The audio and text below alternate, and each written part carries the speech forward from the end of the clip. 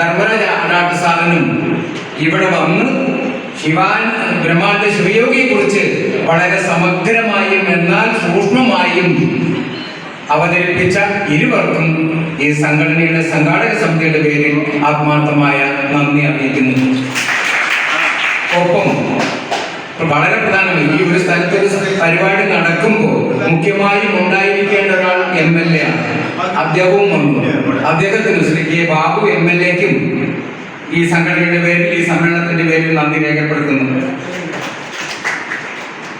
ഇവിടെ പുസ്തകം പ്രകാശനം ചെയ്തിട്ടുണ്ടായി വീട്ടുമാശ്രീ വേലായുധൻ മാഷ്. വേലായുധൻ മാഷ്ക്ക് പ്രത്യേകിച്ച് നന്ദി പറയേണ്ട കാര്യമില്ല, കാരണം വേലായുധൻ മാഷ് സ്മൃതിയുടെ ഭാഗമാണ്. എങ്കിലും ഔപചാരികമായി വേലായുധൻ മാഷ്ക്ക് നന്ദി പറയുന്നു. പിന്നെ അനുസ്മരണ പ്രഭാഷണം നടത്തിയ ഡോക്ടർ സുജയ, സുമലത മോഹൻദാസ്, ശാലിനി കറുപ്പേഷ്, അവർക്കും നിങ്ങളുടെ പേരിലും ഈ സംഘാടക സമിതിയുടെ പേരിലും നന്ദി പറയുന്നു. ഒപ്പം എന്തിനാണ് ഈ സമ്മേളനം എന്ന് തോന്നാം. ബ്രഹ്മാനന്ദ സ്വാമി ശിവയോഗിയുടെ ഈ കാലഘട്ടത്തിൽ ആവശ്യമായ ചിന്തകൾ, വാക്കുകൾ, പ്രവൃത്തികൾ തലമുറകൾക്ക് പകർന്നു കൊടുക്കാവുന്ന ഒരു ദീപശിഖയാണെന്ന് നമുക്കിപ്പോൾ ബോധ്യമായി.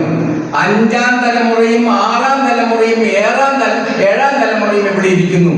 ഇതിൽ പരം മറ്റെന്ത് വേണം നമുക്ക് അഭിമാനിക്കാൻ? തലമുറകൾക്ക് കൈമാറാൻ കിട്ടിയ ഈ അവസരം ഭംഗിയായിട്ട് ഏറ്റെടുക്കാനും നിർവഹിക്കാനും സാധിച്ചു എന്നുള്ള സന്തോഷത്തോടുകൂടി അവർക്കും നന്ദി രേഖപ്പെടുത്തുന്നു.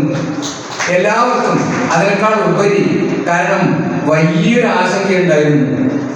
ഇന്നലത്തെ അന്തരീക്ഷം പൂർണ്ണമായും മഴയും മറ്റുമൊക്കെ ആയിരുന്നു. ഇന്നും അതുപോലെ ആകല്ലേ എന്ന് അങ്ങേയറ്റം ഉറങ്ങുമ്പോഴും പ്രാർത്ഥിച്ചു. രാവിലെ വീട്ടിൽ നിന്ന് ഇറങ്ങുമ്പോഴും മഴ ഉണ്ടാവല്ലേ എന്ന് പ്രാർത്ഥിച്ചു.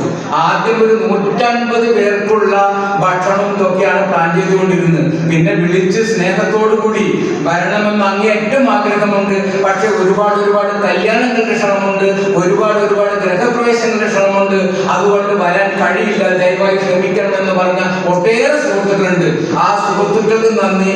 ആ തിരക്കുകൾക്കിടയിലും ബ്രഹ്മാനന്ദ ശിവയോഗിയെ കുറിച്ച് അറിയുക, കേൾക്കുക എന്നുള്ള ഭ്രാന്തമായ ഒരു ആവേശം വെച്ചുകൊണ്ട് ഇവിടെ എത്തിച്ചേർന്ന ഈ മഹാമനുഷ്യരെ, മഹാമനസ്സുകളെ നന്ദി പറഞ്ഞുകൊണ്ട് ഞാൻ അവസാനിപ്പിക്കുന്നു.